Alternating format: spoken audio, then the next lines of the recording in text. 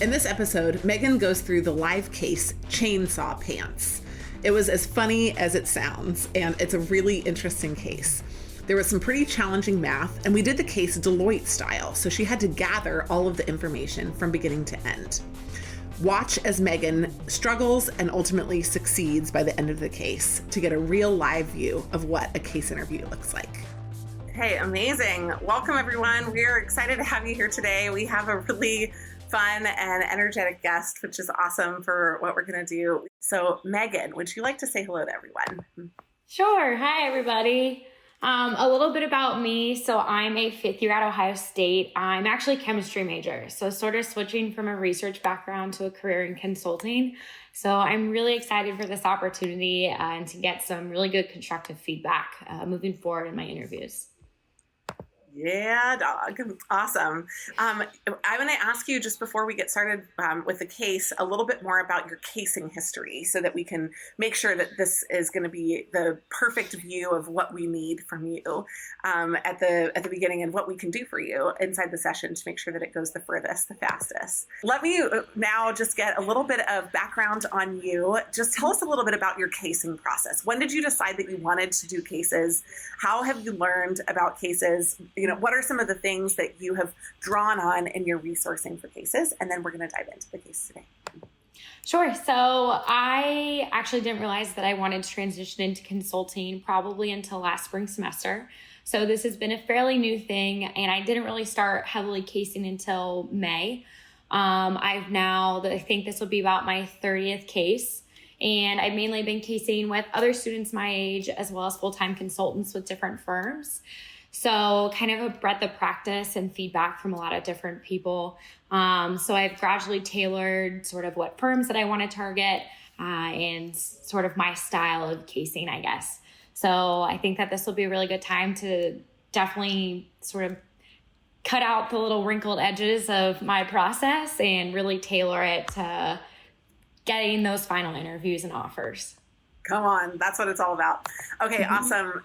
Meghan, I think we're going to have a lot of fun in the case today. This is a Deloitte-style case. So I know that you're applying to MBB firms, the Big Four, as well as a lot of boutique firms. I know that your focus is on healthcare and life sciences. And as I told you in our pre-call beforehand, there will be none of that in this case today. Totally fine. And so maybe there's like a little corner of it that somehow applies. But really, this is going to be something totally different in the way that you would get a completely different case. You're not interviewing at a senior enough level that I would only give you cases in your field of choice or in your field of background. And so you could get hamburgers and you could get healthcare. So we're going to find some mix in between today. The one thing that I just really want to point out more than anything about Deloitte is that while they care about structure, while they care about your clarity of the way that you walk through things, the actual number one core value of a Deloitte interview is that you've got to be nice and you need to be having fun. And so I really hope that as we walk through the case today, you can remember that if I'm pushing you or diving back in, just keep the relatability going, keep the conversation going, make sure that the ultimate impression that we get from you is one that is like, yes, we would want to work with you. Okay. And if we can do that, then I think we're going to have a win across the session today. Okay, great. So any final questions from you before we dive into the case? I don't think so. I think I'm good to go. Great. So today's case is called Chainsaw Pants.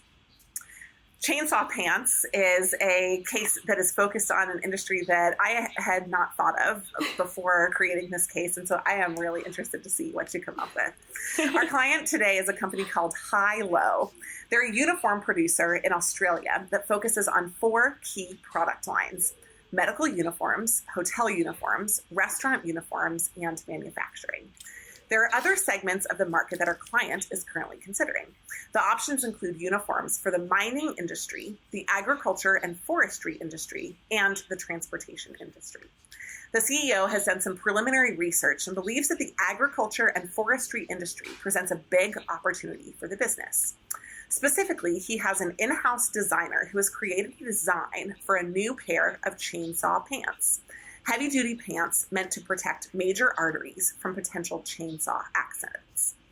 The CEO wants us to take a look at the market for chainsaw pants to see if it's a good market for growth for high-low. And specifically, we're focusing on the introduction of this pant type to the agriculture and forestry industry.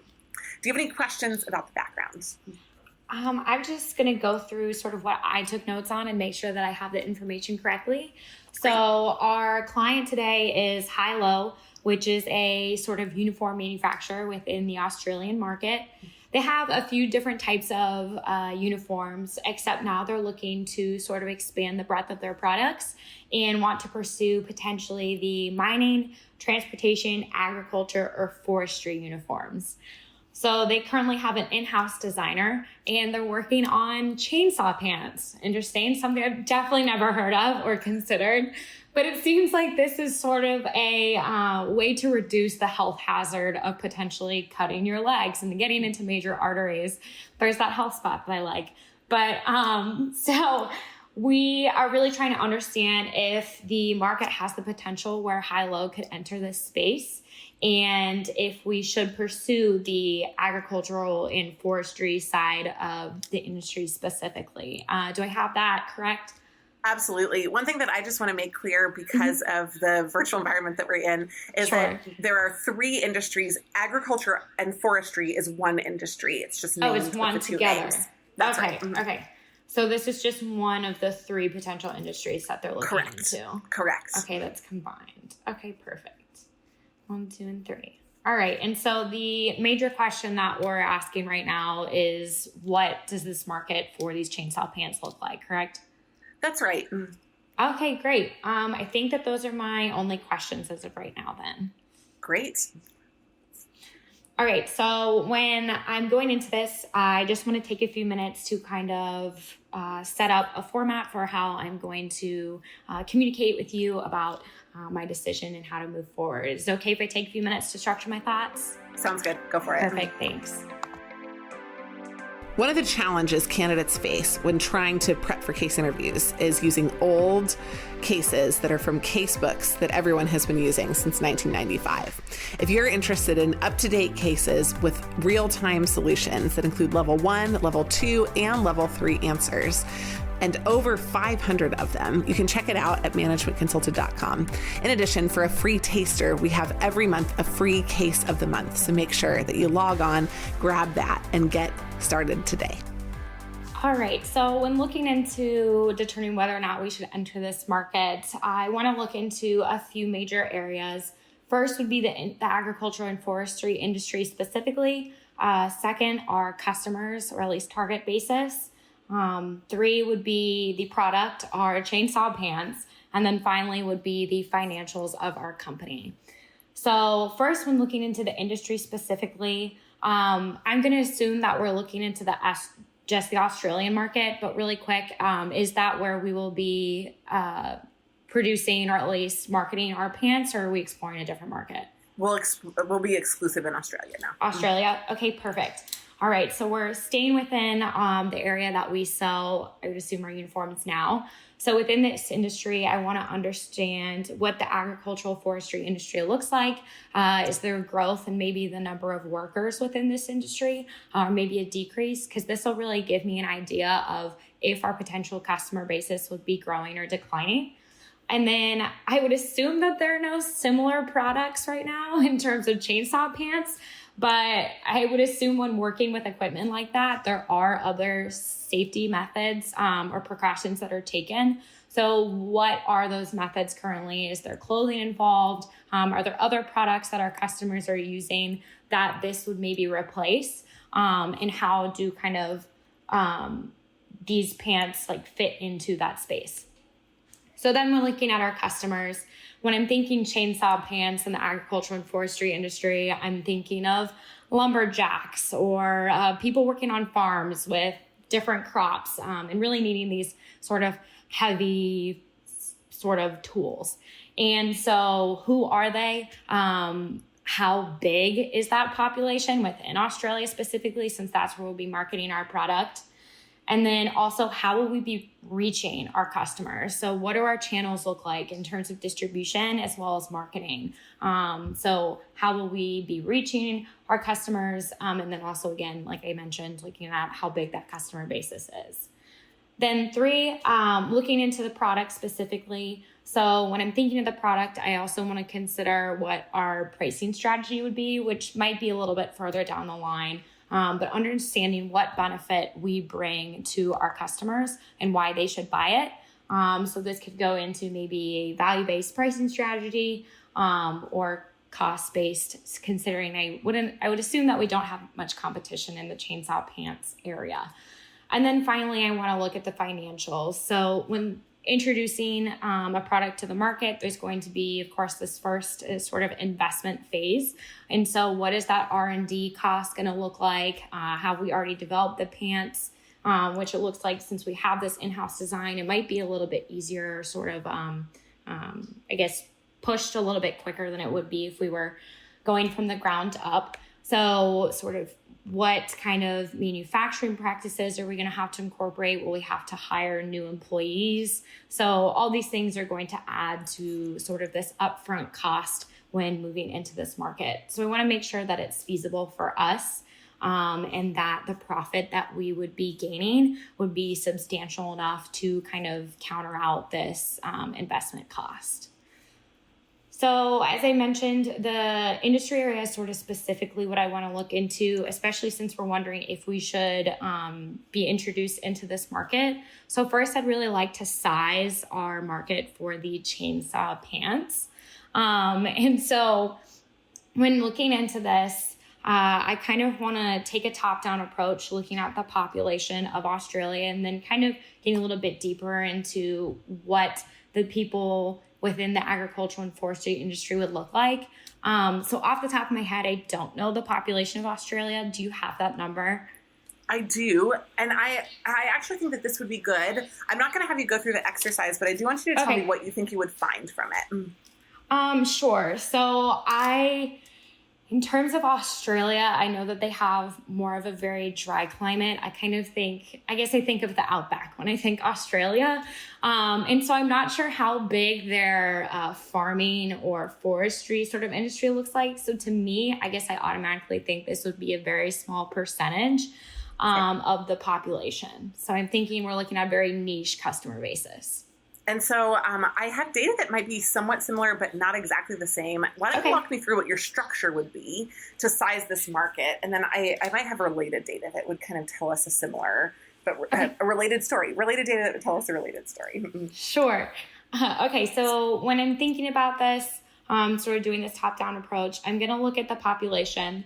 I'm going to want to, I think, take a more maybe role or like career perspective on this. So kind of taking it from the population to maybe specific size of like what kind of jobs are within the agricultural forestry industry, and trying to make maybe an approximation of what percentage of the population is going to be within those groups. And then from there, since we are looking at chainsaw pants specifically, I would want to understand what basis of that industry would actually be interested in using it. So maybe how many people are using heavy equipment, or even just like working with other instrumentation or tools that might need that protective aspect of a uniform.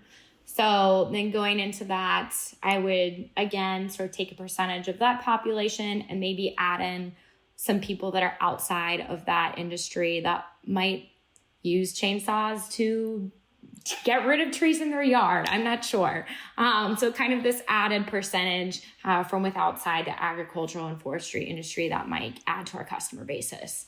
Okay, awesome. So let me just recap that to you, make sure I got the same thing that you have. The population of Australia, then the percentage of the population that's working in the agriculture and forestry segment, recognizing that not all of those would need chainsaw pants, the percentage of those that would use chainsaw pants, and then some others that might use chainsaw pants that are not necessarily working in the industry. Yes. Was that the end point, or did I miss something after that? I just wanted to double check. That would probably be the end point right there. Okay. So that would be our potential buyers, right? Yes. The market for potential buyers. Is there anything else that we would need to assess this market maybe more comprehensively before deciding to go into it? Because buyers might be one element, but not the whole thing. Sure. So when looking at the more quantitative aspect of this, I would want to understand what either the potential price point of the chainsaw pants is, or even looking at more protective gear specifically, sort of taking kind of a leeway from the pants. Whereas instead we could look at what the pricing of typical protective gear is, and use that to sort of make more of this broader basis of like, what does this protective gear space potentially hold in terms of market share? Because that's where we would be entering with the chainsaw pants. Okay, awesome. So I have some of the data that you've asked me for. It may or may not be enough to do what you've asked, but what I want to make clear about this data is that it's data that is widely available. However, it's not the exact data that you wanted, and so you're going to have to make whatever interpretive, take the interpretive lens that you need through this data to talk about it. In addition, this data is actually for all three of the segments that are potential segments for us to go into. So the first segment is mining. The number of workers in the mining space, there are 200,000 employees in mining in Australia. All right. About 75% of them buy uniforms. And so that's the proxy that I have. I don't have chainsaw pants or pants. That's all right. But I do have uniforms. And the price per uniform for the mining industry is 150 Australian dollars. Perfect. The agriculture and forestry industry, 250,000 workers, 60% buy uniforms, and $120 per uniform. Mm-hmm. And then finally, the transportation industry, there are 100,000 workers, 80% of them buy uniforms, and they're $60 per uniform on average. Okay, great. So when looking at this, I not only want to understand if it would be good to enter the agricultural and forestry industry, but kind of which of our three options would be the best to look into since we have more of this collective data. So when looking at this, I'm going to get the market size for all three different areas.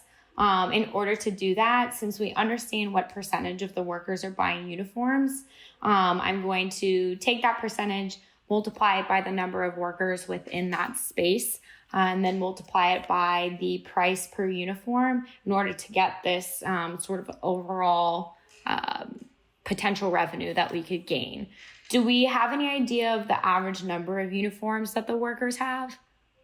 Or are can we assume that we just have one? No, I think that's a really good question. Tell me what that gets us to if we have that, which is different than what we have right now.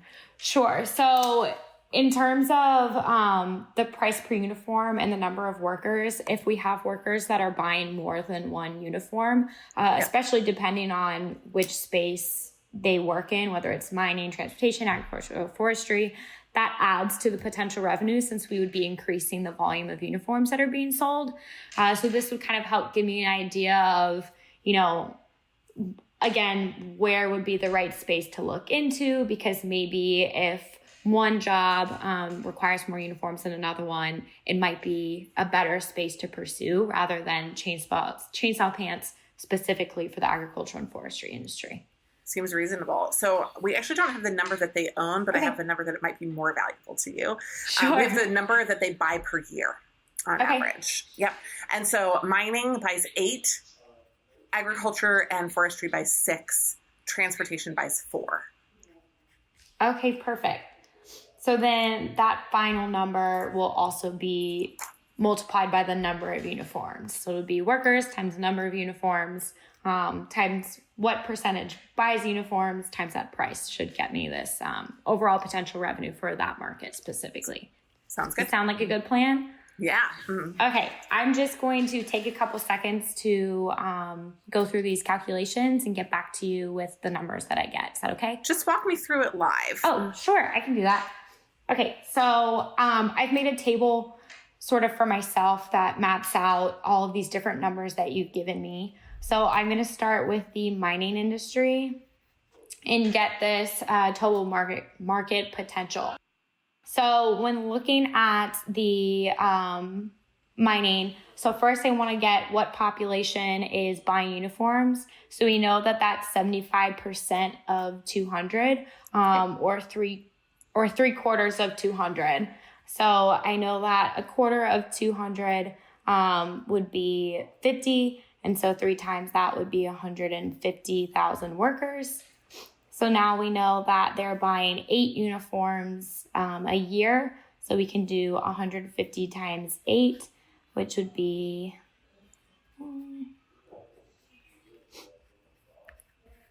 1.2 million uniforms. So I'm just writing all these numbers out on my paper. And now I'll be multiplying that by $150, which is the price per unit. So let me do that really quick. All right, so that gets me to $1.8 billion for the mining industry. Does that sound right? Check your number one more time. Let's just make sure. Actually, why don't you just tell me how you did it on your paper? Mm-hmm. Okay, so I did I have my 75% of 200,000 is 150,000. So that's my population of workers buying uniforms. And I know that they're buying 8 uniforms per person. So I did the 150,000 times 8, which I got 1.2 million. Yep. So that's the number of uniforms. And then I did the 1.2 million times the $150 per uniform and got 1.8 billion. But here, let me check my math really quick. Just do that last step again. I just want to double check that. Sure. Let me do that. So 1.2 million.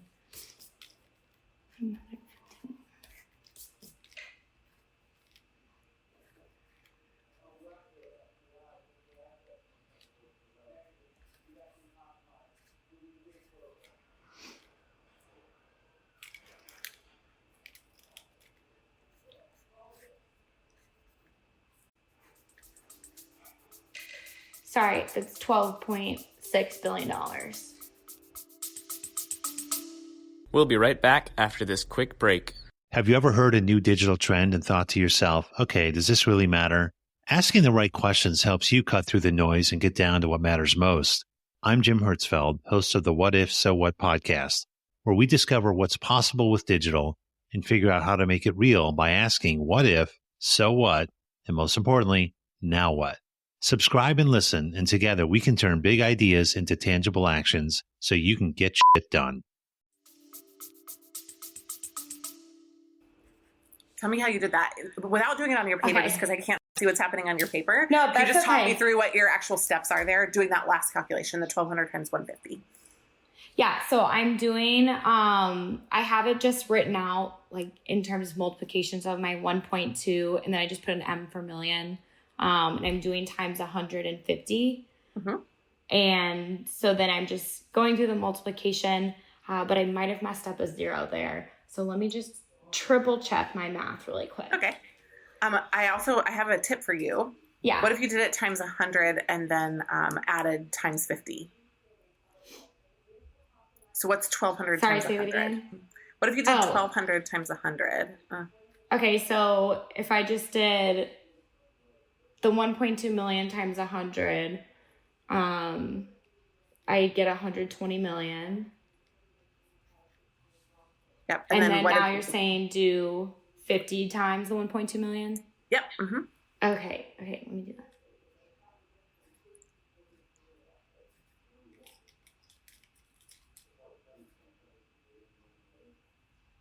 So doing 50 times 1.2 million.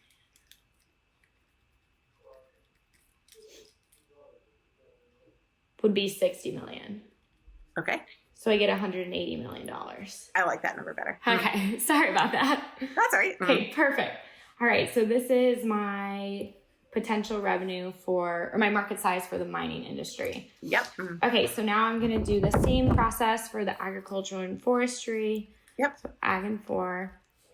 So we're getting 60% of 250,000. So this would be, let me see, I'm trying to get more of a fraction value for this to make this calculation a little bit easier. Sure. So this would be about 2/3 of 250,000. So we get that number, 250,000 times 2/3. 100 by 3. So that'd be about 166,000. And that's our number of uniforms. That's our number of workers. And we know that they are buying 6 uniforms per person. So I'm going to do that really quick. And keep talking me through it. Mm-hmm. Sorry. I'm just sorry. I'm like writing my numbers on my paper.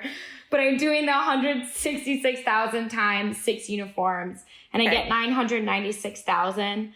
So is it okay if I round that up to 1 million? Yeah, that makes sense. Okay, cool. So I'm going to say that there's about 1 million uniforms. And we're doing that price per uniform is $120. So I'm doing times $120, which means we'll have $120 million for our market size for the agriculture and forestry. Okay. Now I'm going to this same thing for our final category, transportation. Okay. So I'm doing 80% of 100,000, which would be 80,000 workers. We're doing 4 uniforms per person. So I'll do the 80,000 times 4, which is going to give us 320,000 uniforms. And now I can do the price per uniform of $60 times my 320,000 uniforms. And so let me just get that number really quick.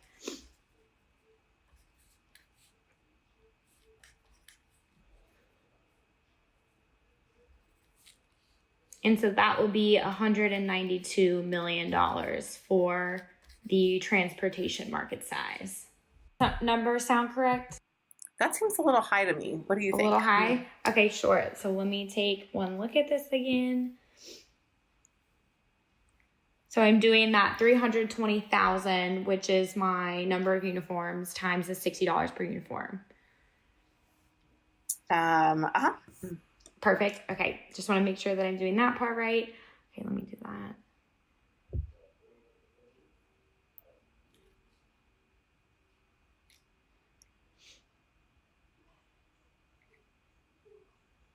And you said my 192 million seems a little high. I guess I just look at the numbers and it seems like, there's fewer uniforms. It's a lower price point. It's a smaller market. It just seems high. Sure. That does make sense. Okay, I see what you're saying. So hold on, let me check my zeros one more time. Are you considering a career in consulting but don't know where to start? Go to our website at managementconsultant.com where you can get some free, amazing tools to start learning yourself or connect with one of our expert coaches to guide you along the way. managementconsultant.com. So then it would be $19.2 million. That makes more sense. Sorry, just up by 1 0, I mean. Okay, perfect. So when we're looking at the market size for these different areas, it looks like our largest would be about $180 million for the mining industry, which currently is not actually where we're targeting with our chainsaw pants. But the second largest would be that $120 million in agriculture and forestry, which is where we are pursuing. So if anything, I would say there could be a potential of transitioning into maybe a uniform for mining instead. Or if we wanted to continue pursuing agriculture and forestry, then maybe just looking at how we could capture a lot of that market. Which one do you think would make the most sense based on these choices that we've got here? Sure. And what data would you want to validate it? Of course. So I think that since we see that the market for the mining is greater, I would want to transition into that area. The thing is that we do have this in-house design that might potentially already be designed for the chainsaw pants. So there could be an added cost onto that if now we have to develop this new one for mining. Do we have any potential numbers on either how much it costs to develop the current design so that we could sort of have an idea of what it might cost to develop a new one for the mining industry? We don't have that. Okay. All right. So then another thing that I would want to look at then would be what our potential market share could be if we stayed within the agricultural and forestry industry. Do we have any projection? I do have a little bit of data on that. Okay. We've got some data for the 3 segments about what the fragmentation of the market is. Perfect. So I have the percentage that the top 3 competitors own of the market, the percentage that the top 10 competitors own, and then the percentage that the top 100 competitors own. And so for mining, it's 62%, 88%, and 100%. So again, 62% top 3 down to 100% by the top 100. For ag and forestry, it's 21%, 43%, and 56%. And then for transportation, it's 32%, 41%, and 62%. Perfect. And you said that these numbers were for our top 3 competitors, top 10, and then top 100, correct? That's right. Yep. Okay, perfect. So the first thing that kind of pops out to me right now is that within the agricultural and forestry market, which we're pursuing, in terms of our top 100 competitors, that has the lowest market share that's sort of been captured already, which means that there's some space for us to take over if that would be viable. So when I want to look into this, I want to understand what percentage has not been taken yet. And so what the sort of the value of that market could potentially be for us if we were to capture 100% of that market that hasn't already been taken over. So when I want to look at this, we know that 56% of the market has been taken over by our top 100 customers. So I know that 44% still sort of has some of this leeway where we could sort of enter. Does it sound like a good idea to sort of get this estimate on what our potential share of the market could be worth? Yeah, Megan, just walk me through your line of reasoning there. So, Sure. So I just want to make sure that we're understanding what we're talking about.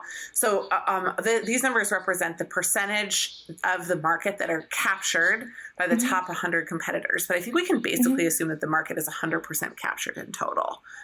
I don't think that these numbers represent the open part of the market. Sure. Okay, I see what you're saying. You're just saying that of the top 100, they make up 56%. So anyone that's lower is taking up these other 44%. So there could be another 1,000 that are smaller that make up the rest of the market, for example. Okay, great. So then it looks like that means that there's a lot of sort of other variables that play into this. So of the top 3 competitors within this industry, we only have about 20% captured, which means that we're very fragmented in terms of the other players within this market.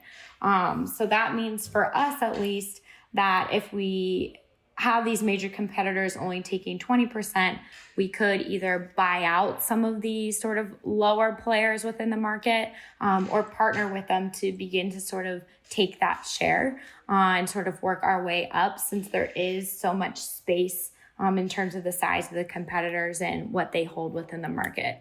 So do we have any numbers on maybe some of these lower end companies that are our competitors in terms of maybe what products they have in development or even what percentage of the market that they have and how their revenues have been? I wish that I had that, but I don't. I do have a little bit more data about the markets, but that isn't the data that I have. Okay. All right, so then other data that I would want about the market, do we know how many competitors total there are within this agricultural and forestry space? We just know that there are probably at least 500. At least 500. Okay, wow, so that's a lot. And do we have, by any chance, an average market share of these competitors that are sort of the below our top 100? I don't. Sorry about that. That's okay. No worries. Just trying to get an idea of if we were to either merge with or acquire another company, realistically, how much market share we could gain. Totally. Okay. So then since we have at least 500, I guess I could get sort of an average market share of the other ones by taking this 44%. And understanding that there's 500 companies across there that are taking this other percentage. But so do we have any information on maybe strategy for acquiring other companies? That's something that High and Low has looked into, or are we kind of just looking into this development stage of these chainsaw pants? That's a good question. So you're thinking that maybe acquisition would be a good way to go? It could definitely be a potential to sort of capture market share quick. Although I think that there's sort of some other things that I want to think about in terms of specifically how viable that option would be before making that recommendation to use that as a way to gain market share in the area. What are some of those other things you'd want to look at? So some other things, I would definitely want to understand maybe what our projected numbers are for our both number of pants sold as well as what our potential pricing strategy is for that. So that kind of gives me an idea of what sort of revenue we can generate on our own. But then also really understanding what costs are associated as well in development with these pants. Because I really want to know, are we going to be profitable if we pursue this space? So do we have a potential pricing strategy for these pants? Any idea of kind of where our basis is for if we were to launch this product? Again, you're asking good questions. I'm not saying that your questions aren't good, That's okay. But I do have data that's not your questions. Okay. However, it is related. So we don't know yet. We're not Sure. that far along. Here's what we do have. We have margins, the average margins of the three industries, and we have growth rates of the industries. That'd be great. And so the margin on the mining industry is about 22% to us. So there is we often sell these at retailers, so I'm ignoring the retailer margins. I'm just saying that our margin, what the manufacturer's margins would be. In ag and forestry, it's about 16%, and for transportation, it's about 14%. Okay, great. The growth rate for mining, 3%, for ag and forestry, 8%, for transportation, 11%. Sorry, that 3% was for the mining, not the agriculture and forestry. Okay, sorry. That's right. Yep, 3% was for mining. Mm-hmm. Okay. And then it was 8% for agriculture, and then you said 11% for transportation? That's right. Mm. Okay, perfect. Quick question coming from my chemistry background. Margin's definitely somewhere I still kind of struggle with and understanding. Could you kind of give me a little bit more background as to how this plays into which market we should pursue? Sure, totally. So margin is basically just the percentage of profit that the manufacturer gets to take home. Okay, perfect. All right. So then when looking at this, I want to understand where our greatest potential is in terms of returning a profit. Okay. So when looking at the margin and the growth, I want to see within a certain period of time, which would have the greatest margin, because I would assume if they have the greatest margin, that would be the best place to pursue. So do we have any idea of how many target years we're looking at in terms of releasing this product? Yeah, so we want to know today because we could actually get it out within a year, or we could get a product into any one of these markets actually within a year. Okay. Or the profit in 2 years is also interesting to us. So could you do both? Sure, I can definitely do that. So then when looking at this, I'm going to do a projection of what our margin looks like at 1 year, 2 years. I'm just setting up my table right now. So we know that in the mining industry, there's currently a margin of 22%. We'd be growing 3%. And so when looking at this, 3% of 22 is going to be 6.6, which means that in year one, our new margin would be 28.6%. And then is this growth 3% of sort of like this original margin number, or when I get when I get the value for our margin for year one, would it be an added 3% on top of that for year two? Yeah, it's 3%, and actually you can go ahead and calculate the total profit number using the market sizes that we found earlier as well. Oh, sure. Is it okay if I get my percentages first and then move from there, or would you like me to do that step now? Either way that you want to do it. Okay, I'm going to work through my percentages right now, and then I'll get sort of what that total value looks like after. Sounds good. Okay, perfect. So then back to the 3%, sorry, did you say that was added on to year one for year two, or is it sort of just... The 3% is, yes, it's added on to, so it's another 3% after year one. Okay, great. So I'm going to round this 28.6% then to about 30% and say that 3% of that would then be 9. So we'll get about 39% profit margin in year two.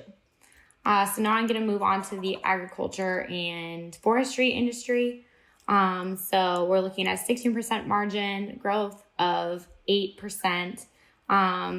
So if I'm looking at this, we're going to get 8% of 16, which would be, let me do that quick.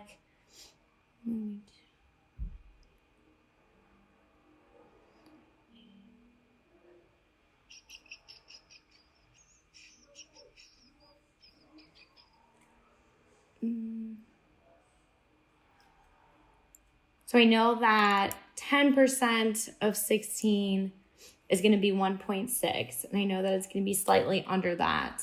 So is it okay if I say that's 1.5? Sure, sounds good. Okay, great. So we're going to do 16 plus 1.5 is going to be about 17.5%. And so I'm going to do sort of a similar estimation for year two. Say that 8% of 17.5 is going to be slightly under 1.75. So I'm going to do, let's say, 1.5 added onto that. Sound good? Okay. Yep, sounds good. Okay, great. So that would be 19% or about 20% margin in year two. Okay, so now I'm doing the same thing for the transportation industry. We're doing 11%, which I'm going to say is around 10%. So we're doing about 10% of 14, which is 1.4. So now we'll get 15.4% in year one for our margin transportation. And then moving on to year two, 10% of that would be another 1.54. So then we'll get, it'll be really close to 17% margin. Okay, cool. So now I have my total revenue for each industry. So I'm just going to make a new table really quick so that I can sort of organize my numbers. Before you do any calculations, sure. What do you think the highest number is here?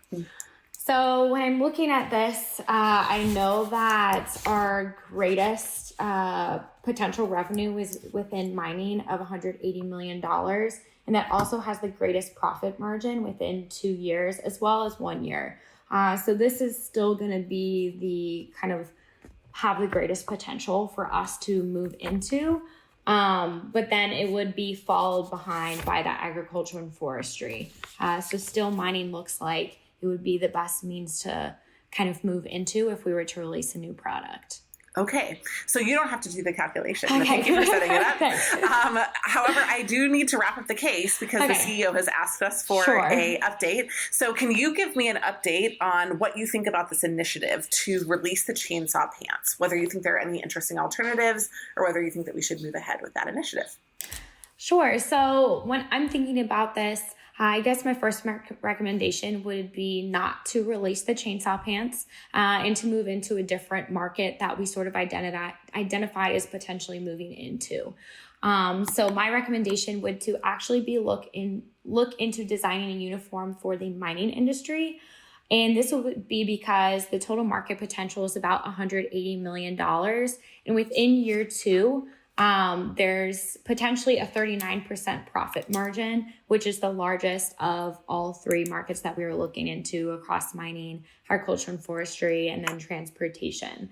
So I definitely think that maybe designing a uniform there would be best, but that also means that there's another investment cost since we'd be changing the design. So I'd really want to understand sort of what added cost that's added onto us, since we would be switching from our current design.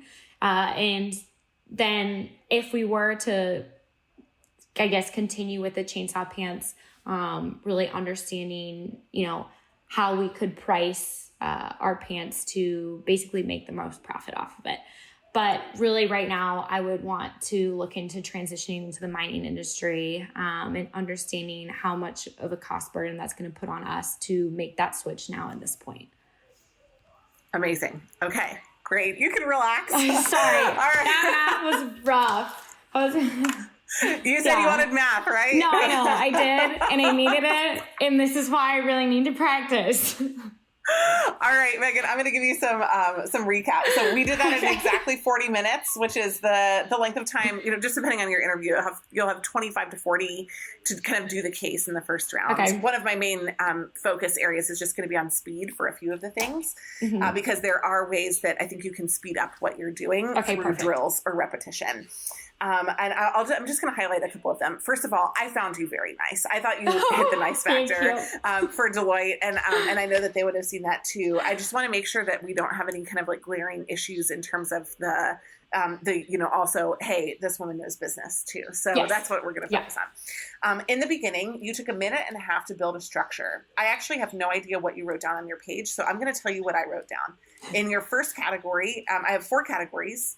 Ag and forestry, customer, product, and financials. In the first category, I wrote down 5 bullet points. In the second one, I wrote down 6. In the third one, I wrote down 3. And in the fourth one, I wrote down 5. I think I'm wrong on all of them because you didn't actually number any of them out loud. Am I wrong on all of them? I just want to know. And so I numbered them in the beginning. 1 went to industry, 2 is customers, 3 was product, and 4 was financials. Yeah, totally. But then under them.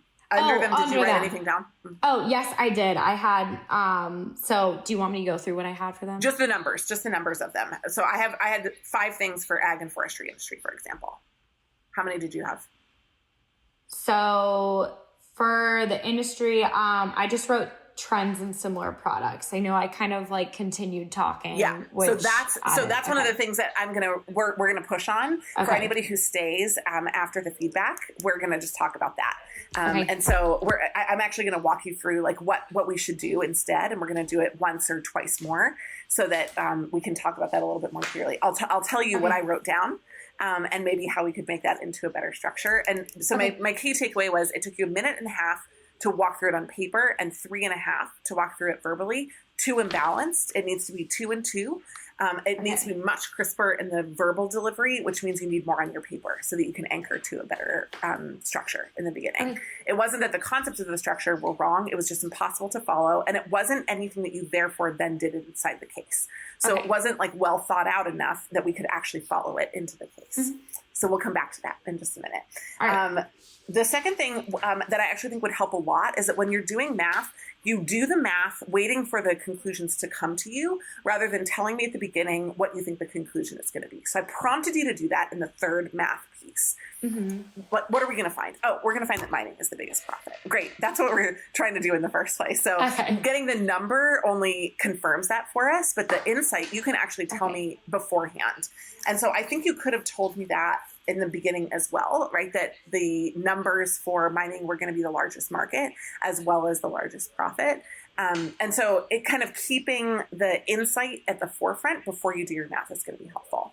Then from a math mechanic standpoint, now for a lot of people, I don't tell them that this is what they need to work on, but it is for you. You need to work on shortcuts. And you need to talk through 100% of what you're doing and only write down the answers of each step, which means that you have to, there's no multiplication allowed on your paper. That is a crutch for you and you're doing it wrong. So you actually got it wrong 3 times, 3 different times. You did the wrong math on your paper trying to get it right. And so when you talk through it, you got it right. So I just want you to take that as a major takeaway from today, that you need to talk through every step along the way.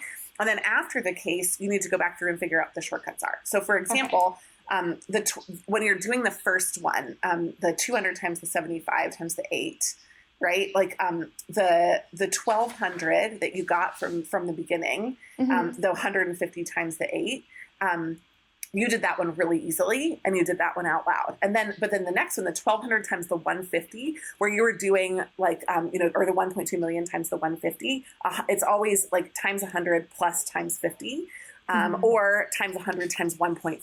So those kind of shortcuts to make those numbers easier, anytime you can kind of get it back to 100 is awesome.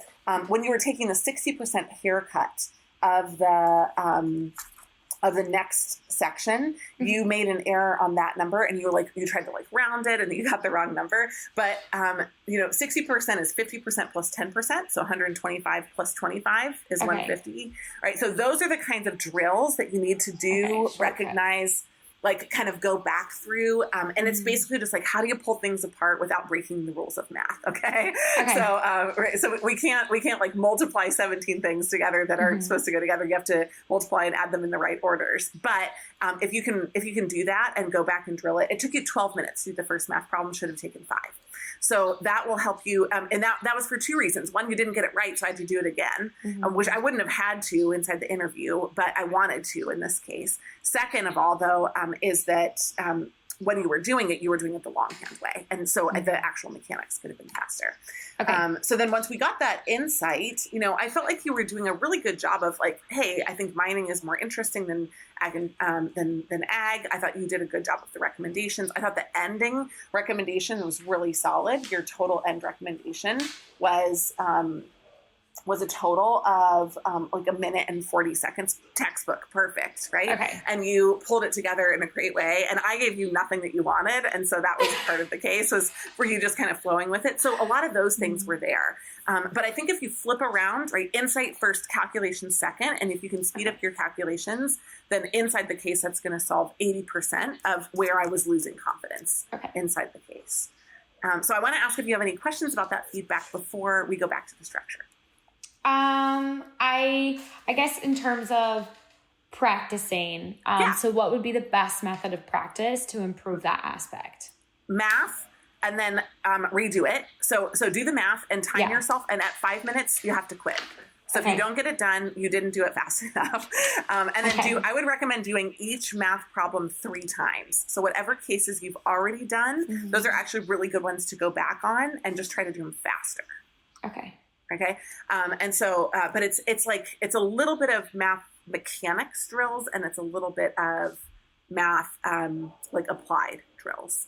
Okay. So we actually, I don't always pitch things for situations like this, but we do have a mental math course. It's $95 that has all of that in there. So if you wanted to do that, then out of everything that we talked about, I think that would be worth the investment. Okay. From what we're talking about here. But again, if you want to kind of DIY, what you do is you go back through math, you do it for 5 minutes, you time yourself. And if you don't get it done, you go back and you do it again. And if you need to, in between, if you're getting frustrated and you're not getting better, then you go back through and you're okay, I'm going to give myself 11 minutes to work through the entire thing from beginning to end, make sure I get it right. And then I'm going to go back and figure out how to make it faster. So ideally, you work on speed first. If you can just get through that, that's great. If not, you have to work on accuracy first and then speed. Okay, perfect. Yeah. Hopefully that gives you kind of a very clear pathway. That's yes, it does. Good. One of the things that, so there are a couple of questions that are coming in that I want to address first, and then we're going to go back to the structure. Sure. So number one, at the end, when you were doing the multiplication times the margins, you also got that number wrong. So make sure that you just are really clear on when you take 1% and 5% and 10% of something, because you did 22% and you said 3% of it was 6.6, and it was 0.66. Right, because 1% was 0.22. Oh, yeah. Right, and so so your number still your takeaway was pretty close. I think actually mining or ag, when you did it that way, it wasn't the way that I did it, but ag is a little bit higher in terms of the growth rate. The profit was definitely higher for the mining segment. So it didn't actually change your takeaway, but it did change the numbers for that. But yeah, anybody who was doing that, it was just multiplication. So it was just market size times 1 plus the growth rate raised to the second times the margin. And so you could do margin times that growth rate, or you could do market times that growth rate. And so if anybody was confused about which one you needed to do first, you could have done either. So the way that you did it, Meghan, wasn't wrong. It was just that one calculation was off. The other ones were fine. And then the final thing that I wanted to say, somebody also asked, is there a right or a wrong recommendation? So I actually intentionally wrote this case so that it could be either, it's not transportation. It doesn't make sense. It's too small. It's not, not the growth rate isn't there.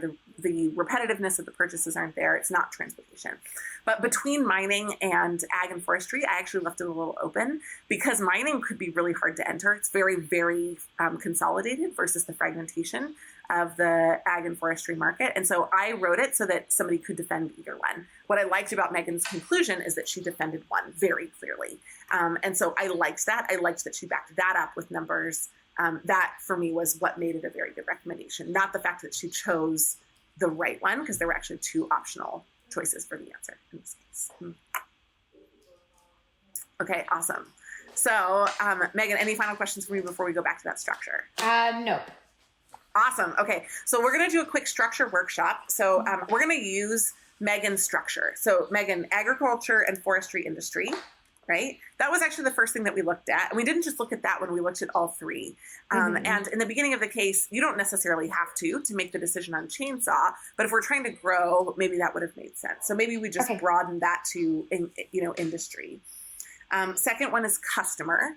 Okay. And so we're going to talk about we didn't actually use that number inside the case, but we're going to talk about how to kind of like really make that super clear. Product, and then financials, right? So those are the four. So I want everybody to use these when we're doing the structure workshop. So Meghan, what I want you to do now is read out to me exactly what you wrote on your paper, nothing more. Okay, sure. So under industry, I had trends, similar products. I know that in the sort of workshop that you did with us, you look for specific numbers, and I guess I still kind of struggled with that. Great, that's where we're going to get to. Yeah. Okay. So I think that I write down more so ideas and then try to get from numbers from there, and that's why I talk too much. But okay, so in customers, I had who, channels / how to reach. Great. Four. So who? Sorry. So bullet one is who. Bullet two is channels / how to reach, like channels of distribution. Okay. Okay, awesome. Then under product, I had benefit, and then 2 was pricing strategy. And then under financials, I just had initial investment. I didn't have another bullet point for that one. Okay, awesome. Great. So what I'm going to do is I'm going to give everybody, you guys have now what she had on her paper. Here's your mission. Underneath each one of these things, I want you to think about the big thing that you want to calculate. So Meghan, what's going to make it easier is if you start at the end. All right. Okay. So we're going to talk about one area in each one of them, and then I'm going to give you 2 minutes to go rebuild the structure. So for the industry, what are you looking for? What's one metric that you're looking for inside the industry? Market size. Great.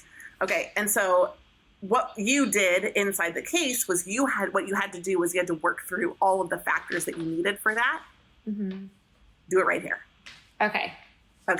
Put those in here so that it's like, I want to know how many employees there are in each one of the sectors, or if you were just doing it for ag and forestry, right? How many employees there are, what percentage of them use uniforms or would be interested in chainsaw pants, whatever that is. But I don't really care what this solves for, because you don't know what all the data is that you're going to get. I care that it's very clear and that you could use it to run the math.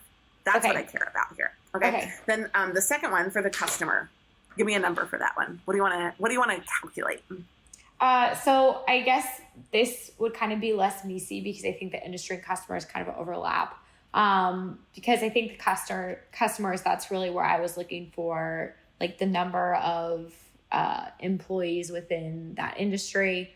So then when I'm going back to customers, I guess I'm trying to figure out in terms of the numbers how I can make that different than what I was looking for in industry. The one thing we don't have in here is anything around competitors. So what if we use the customer bucket to talk about competitors? Okay. Right? Which competitors are they currently buying from? What, the percentage of purchases through different channels, like e-commerce, et cetera, right? Maybe you put the market size to be volume and you do the price point here. It's possible that you could do that, right? So what is their willingness to pay? You could put it in either place. So you're right. It wouldn't be messy if we do the same things, but I do think there is something that we can look at from the customer standpoint here. Okay. So, and basically what you're trying to get to there is market is one thing. Who we get as our customers is a different thing, right? Mm-hmm. So really you're trying to get market share, I think, in the customer base. Okay. Does that make sense? Mm-hmm. Sure. So what do we have to get? We have to get our potential revenue, which is different than the total market. Okay. Okay, great. What about the third one, product?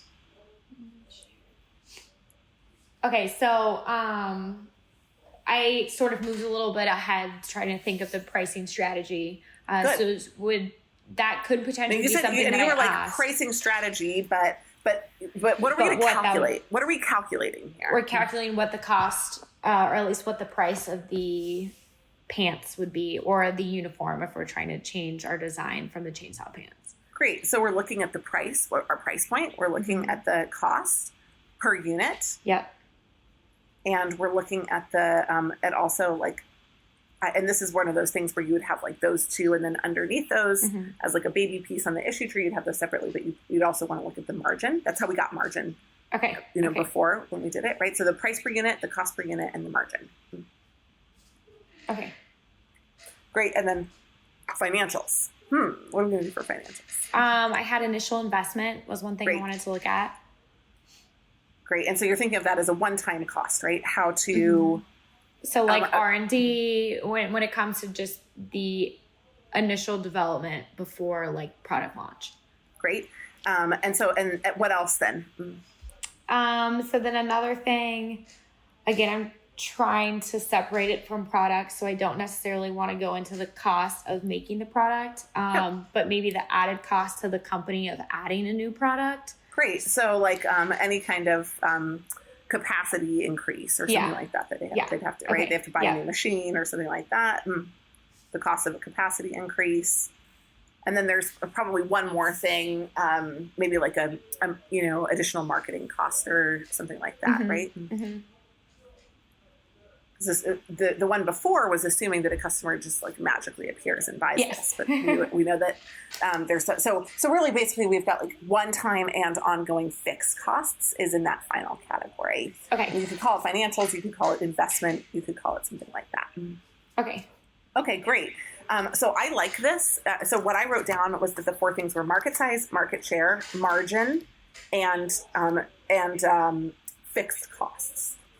And I like that because that seems really linear, very easy to collect data to, and less conceptual than what we were talking about before. So now I'm going to give you 2 minutes to rewrite what data you need to calculate those things inside your categories. And then I'm going to have you represent it. Okay. And I want everybody to go through this exercise that's on the call. Okay. I'm going to set a 2-minute timer. Go for it.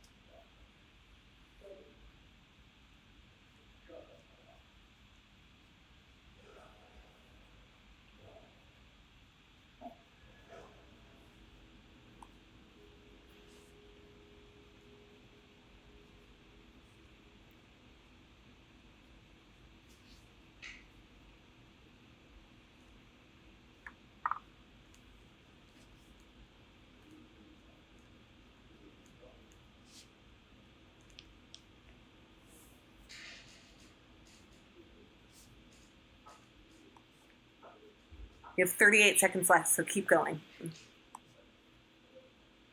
Add.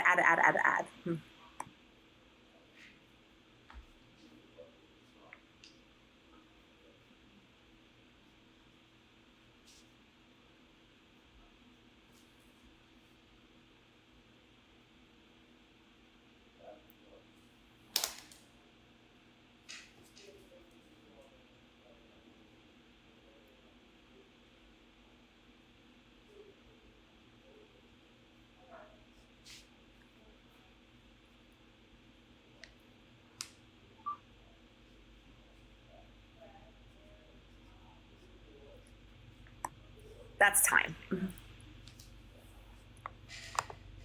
So Megan volunteered, so she gets all the coaching. Anybody who wants to send us your structure, even if you go through it again and kind of redo it, not necessarily exactly like this, but a little bit differently, you can send it to us by email. Jape, if you can put your email into the chat bar.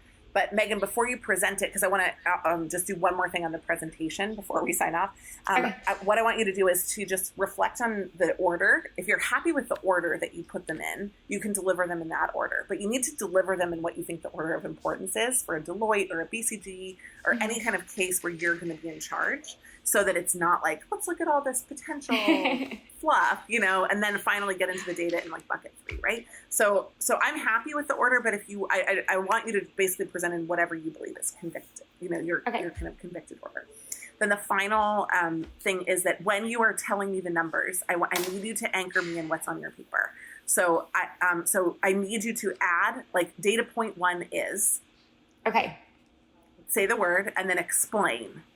As to why I want it. Before, and so I'm going to taser you if you don't do that, and I think you're moving on to the next thing.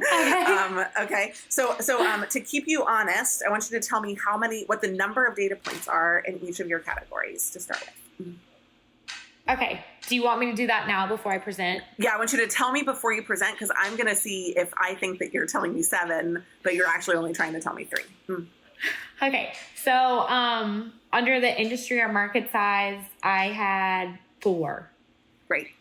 Under the market share, I had 2. Okay. And then under product, I had 3. Yep. And under my financials, I had 2. Great. Okay, now you can report it out. Okay, sounds good. I'm going to give you a 2-minute timer for this one, and I'm going to cut you off if you don't finish within the 2 minutes. Okay. So you're focusing on, like, punctuation, right? So, like, okay. Here's number 1, here's why. Here's number 2, here's why. Okay. So when looking into which market we should pursue, I want to look into 4 major areas. The first would be the industry or market size specifically. Great. 2 would be what our potential market share could be. 3 would be more of a cost analysis or the financial side of things. And then number 4 would be our product specifically. So when looking at our market size, I really want to understand how many workers there are across these 3 data point 1 areas. Sorry, data point 1 would be the number of workers across these 3 different industries. Data point 2 would be the percentage of these workers that utilize uniforms in their job. Data point 3 would be the number of uniforms that each worker buys per year or has to own for their job. And then number 4 would be what the average cost of those uniforms are. Then moving into our market share, I want to understand, or data point 1 would be how many competitors there are within the space across all 3 industries. Data point 2 would be the percent market share that's taken by our competitors to kind of understand where we can move into that space. And then moving into my financial side of things, the first data point I want to know is what this fixed investment cost is going to be when releasing this product. And then number 2 would be the cost of sort of this new composition or structure change to our department, whether this includes sort of our marketing or labor costs or maybe the utilities for manufacturing. And then finally, when moving into the product, the first data point I want is to understand what we're thinking of our price point for the pants will be. Data point 2 will be our cost of manufacturing. And then data point 3 will be our potential margin. I just realized that I didn't explain why I wanted those. That's okay. That was 2 minutes. That was 2 minutes. So I'm still talking too much. Just a little bit. And I also tasered you at the beginning. But how did that feel when you were doing that version of the structure versus the last one? Just a lot more concise and like directed in terms of where I want to take the conversation. Exactly. Without the rambling. So this is kind of just to illustrate the difference between using concepts and data inside the structure, right? Because before you were like, I want to look at who it is. And it's like, wait a second. Then we have to go back when we're inside the case and figure out what that means. If you had used this structure, we would have been like market size go. And, and you wouldn't necessarily have had these 4 things. They wouldn't have always lined up with exactly what I have inside the case. But I would have, within 30 seconds, been able to deliver the data to you rather than having the 3-minute conversation about what this looks like inside the case. So it makes your whole case faster, not just more clear at the beginning as well. Okay, perfect. Awesome. And so what I would do now, the final step, which we don't need to do on the call because you've had enough fun, I would say, but for one day, is what I would do is I would actually go back if you want to tweak anything and then redo the delivery. So you were kind of catching yourself as you were going through the delivery, as you were trying to paragraph the whole thing. So keep bullet pointing it, keep making it super explicit, and practice that delivery with a timer so that you're like, dang it, that was, 3.5 minutes. I need to make it crisper, clearer. And if it's getting, usually what I find is that if people do a really good job of writing down in 2 minutes, they do a good job of delivering in 2 minutes if you've practiced both. All right. Perfect. Thank you so much. Okay, amazing. So Meghan, I'm going to leave the last 7 minutes for other people to ask questions, but I just want to say one more big thank you to you for taking the courage to come on the call, and hope you got a lot out of it today. I did. Thank you so much for the feedback. Absolutely. If you enjoyed this episode, please subscribe to the podcast so that you can get access to upcoming episodes first. In addition, we would love to have you as a guest on the podcast. If you're interested in becoming a case interviewee, please email us at team@managementconsulted.com.